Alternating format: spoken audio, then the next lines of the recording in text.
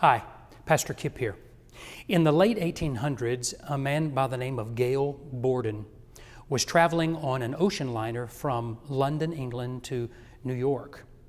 Now, as you can imagine, this was a lengthy trip, and while he was on board this trip, several children got sick from drinking spoiled milk, and some died.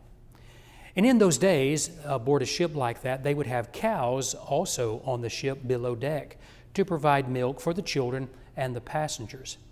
And Borden, who was a newspaper publisher and also an amateur inventor, wanted to know if we could figure out how to produce milk that would not spoil, that would keep for a period of time. This, of course, was in the days of pre-refrigeration. As he started trying to invent this type of milk, it would take quite some time, many failed inventions and endeavors, until he was able to successfully produce what we today call condensed milk. Borden discovered that if he could remove the water from the milk and add sugar, he could put that milk in cans and it would preserve for long periods of time if the cans were unopened. It became very popular for young mothers and their children. It also was used widely for Union soldiers during the Civil War. From this, Borden would introduce what has come to be known as the Borden Dairy Company that is still in existence today.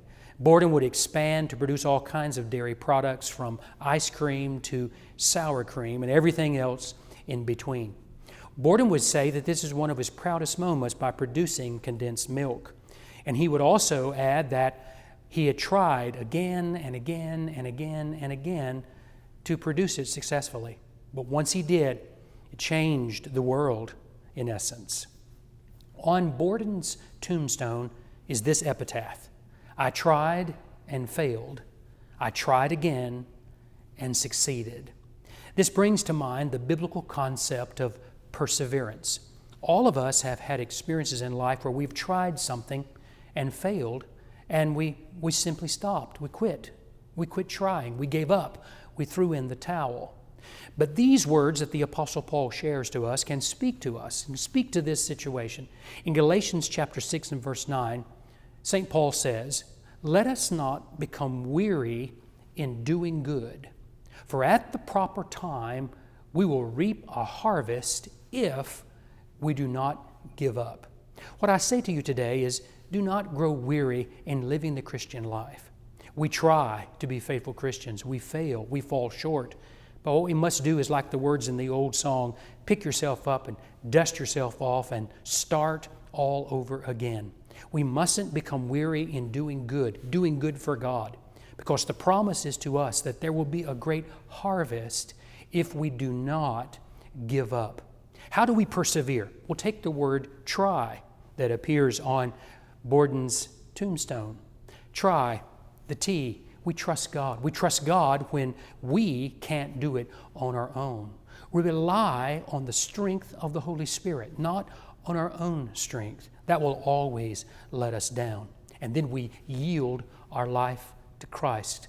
When we do that, we persevere in faith in spite of hard times, setbacks, and circumstances that are beyond our control. We pick ourselves up and we continue to move forward, trusting Christ, letting God control our lives in a way on a daily basis. We're able to trust Him for a greater measure of His power and His strength. I hope you will persevere with me in the days, the weeks, the months, even the years that are yet to come, for God has promised us a great harvest if we do not give up. That has been your Faithlift for the week.